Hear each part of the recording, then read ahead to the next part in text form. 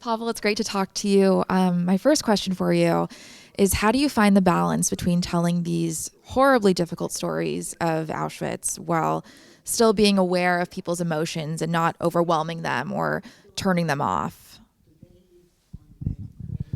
So here you're asking about, I think, one of the most difficult questions for an educator or a storyteller or a guide, because this is what we do in the Auschwitz Memorial, in your center, here with the exhibition. We try to tell stories. And emotions are important, and there will always be human emotions here because people respond to the tragic stories that they hear about.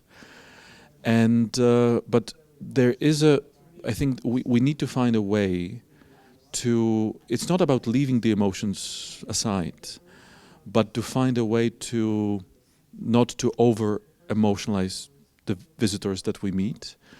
It is not exactly to only move them, it is to teach them. And emotions kind of block you because it's very difficult to get people out from these emotions. So on this level, I think it's very important to find a way of telling story that will shift from different emotional layers. Some things will be very difficult, but then you can tell a story of a rescue, you can tell a story that will show a different context. You can get to dates which are usually boring to people and then they'll tone them down. But it's always within this interaction that you have. And we also try to do it here with this exhibition, that there will be highlights, there will be moments, there will be kind of emotion peaks. But then we go to say another story, and finding this balance is something that is a constant challenge. And when I look at my work and its personal experience, I also get emotional because this is the work that we're doing. But I get far more emotional when I learn myself, when I hear a survivor or read a book or am at the site myself, and then I let myself this emotion to go in because it maybe make me a better in the work that I'm doing in, and my job is to commemorate all those people who suffered and were murdered. But then when I work, I'm in this contact with the visitors, where I need to help them going through this experience safely, to show them the world of history that must have this factual content, and it shouldn't be based only on emotions. But it's a question of the methodology that we are using. A delicate balance for sure. In the work that you do, I am an avid social media user myself, very Gen Z. I'm curious how you craft the messaging on the Auschwitz social media account so that it cuts through the noise of your typical social media and still is relevant today and engaging. So as a person who has been doing our social media from the very beginning, or rather I think now I prefer to say social platforms, because these algorithms are now far away from how we understand media. We trust media, and there is a lot of distrust and disinformation in the social platforms. But it's very difficult to answer me this question because we simply are there. We try to find a way to engage people, to tell them stories. And one of the things that we've developed in the recent years is to every day remind about an individual person on their birthdays, and we bring images and names and tiny little stories, and we hope that this will be the first step that many people will take, and then maybe they'll get a step further, maybe they'll want to reach more. But we try to remind people that on every day there is something that is a connection between us today and the story of Auschwitz in the past. And hopefully it reaches people who choose to listen to us, because we never know. And I think we shouldn't be controlled by the algorithms of the social platforms. I mean, we shouldn't tailor our messages because we think that this will go better or worse, because the algorithm likes different types of content, or one likes less. I think we need to always set the limits, that there is no there is an oversimplification that will not do. If there is a story that has nuances, we will show the story of the nuances, even if it's more difficult to read. I think we are there because in today's world of communication, you cannot allow yourself not to use social platforms and internet. But I think that there is we need to find our kind of internal philosophy and regulations of how we are there. And we use different medium, whether it will be Facebook or X or Instagram or YouTube, differently. But I think we also try to create a very layered world of smaller and bigger things, that we have to have shorter videos and short stories, because again, we understand that for many people it might be the only way to capture their attention, but it doesn't mean that we should avoid having a long podcast or an elaborate online lesson or even the whole webinar that is there, because for some people they will take a step higher and higher, and they may get engaged by seeing a photograph of a Hungarian Jewish victim, and then they can, what happened, why the Hungarian Jews were deported, what happened in this period of May, July 1944 at Auschwitz-Birkenau, what happened to them, oh, and there's a webinar that I can watch, or there's an online lesson. So I think we're trying to draw people into our world in a little bit, the world of memory. If they click I follow, it means that it is their choice, that they want to get our message, and then we hope that with them sharing our content, it will reach more and more people. So you talk about these human stories and humanizing the victims, but you also talk about the Nazis and that they were educated, normal people who let their worst inclinations lead them. So how do you advise people to hold both of those things as truth when they visit this exhibition? I think on one hand, what we try to do is to rehumanize the victims, because this is what the Nazi ideology tried to do. They erased people. They destroyed their identities, their documents, and they destroyed them. And here in this exhibition, this will not only be the case of the Jewish victims, but Auschwitz had multiple other groups of people, and starts with the Polish people. Then we have Soviet soldiers, we have Roma and Sinti people, we have we have some smaller groups, even Jehovah's Witnesses, small group of victims of Auschwitz, or some German gay men, and many others.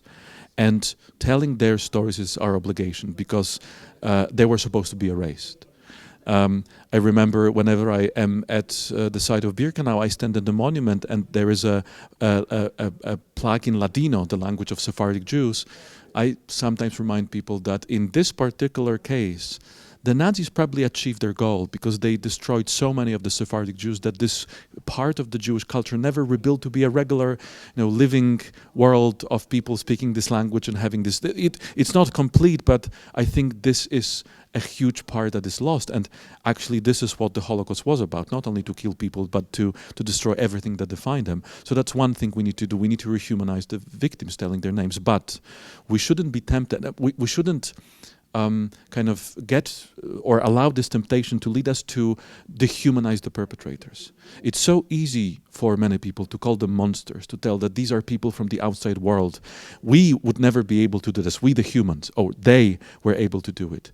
These were people who did it. And understanding this is a very big and challenging thing for any one of us to do. But they were fathers and mothers, wives and husbands, sons and daughters. And we have to also look at this story from this human perspective, because if we ask the question, how was it humanly possible? It is not a question about the victims. It is a question about people who became perpetrators. No one is born a victim. No one is born a perpetrator. People can become perpetrators and turn others into victims. And we show this through different artifacts. We show their path. We show the ideologies that shaped them. You can stand at the desk of the Auschwitz commandant. And then when you think, for example, that the third commandant of Auschwitz, Richard Baer, was a 33-year-old confectionery maker when he became the commandant of Auschwitz and was responsible for the last and most deadly period of the camp's operation, it is something that should make us feel uncomfortable, and we should find ways of why people can become. So what is something that tempts people for such ideologies, because this may help us to find remedy for us, ourselves, because we live in the world surrounded by all those different ideologies that poison our minds, but then we can also take a step further and we can stand up and maybe help others to avoid such temptations that these ideologies give us, because Auschwitz is the end of the process, and people here can see what a long process of escalation of dehumanization ideologies, anti-Semitism, but there are also many more when we talk about the Nazi system, can lead people to. It wasn't a long process when you think that Hitler becomes a chancellor in 1933 and Auschwitz opens in June of 1940 and the first gas chambers start working in the fall of 1941. It is not a long process, but it is a process. And I think people when we show people that there are steps, that it never starts with gas chambers, that there are so many things that led to this, and we also are in the world where some similarities resonate. It's never the same, but there might be some resonance. Maybe it will open eyes of many people who are living in the world today, and maybe this will be something that will lead to some sort of a change in them. And we hope that we can do that. We can change an individual. You can change individuals in your center. I hope you also feel that. Absolutely. And with the upstander work that we do, I think it really sends a great message. And that's why it's so great that these two are here in tandem. My final question for you is, just doing this work with such a heavy, hard topic, what gives you hope? Where do you find hope in all of this? And that's a tough question, because I could be pessimistic and I could be optimistic. There is a tremendous challenge in the way we form the world today, and we shape the world today with with lack of building bridges between people, with how the communication turns us apart, that the social platforms that were supposed to connect us actually create the bubbles and create polarization. And in a way, if I think, coming to the Auschwitz Memorial to search hope for humanity is a very challenging thing. But I think that every day when I am at work and I meet people who visit and I talk to them, and I can see that we can change one person, this is some hope that I can have. And I've worked at the memorial for a little bit over 18 years, so I could see the results of this already in my life, that I met people 5 years later, 10 years later. Then I usually say, I don't remember guiding you because, well, I don't remember all the people that I guided, but they remember their guide.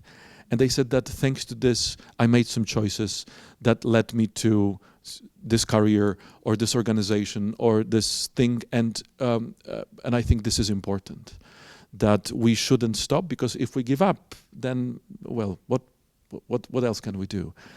This is a difficult story when we think of the humanity, because we can really see what are the dangers and what are the ideologies that we see today can do. And we know that if we ask the question today, why didn't the people 8 years ago didn't do more, we will hear the same question about us in 30, 40 years from different memorials.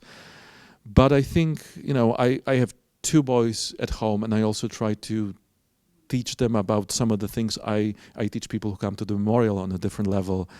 And I think that something that gives me hope is that, even with our social platform work and in our work at the memorial, we can meet at our road so many people who are engaged, who will listen to us, who will take this message that we try to give them and turn it into some kind of a life choices that they do.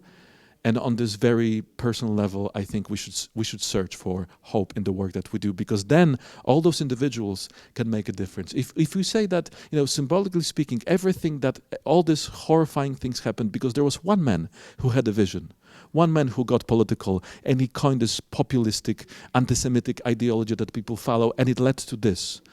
If we think that one person can make such a different form and horrible difference, then maybe we should start thinking, what difference can we do when we have all this positive thing that we want to do with the world, and then one by one we can try to start making this difference.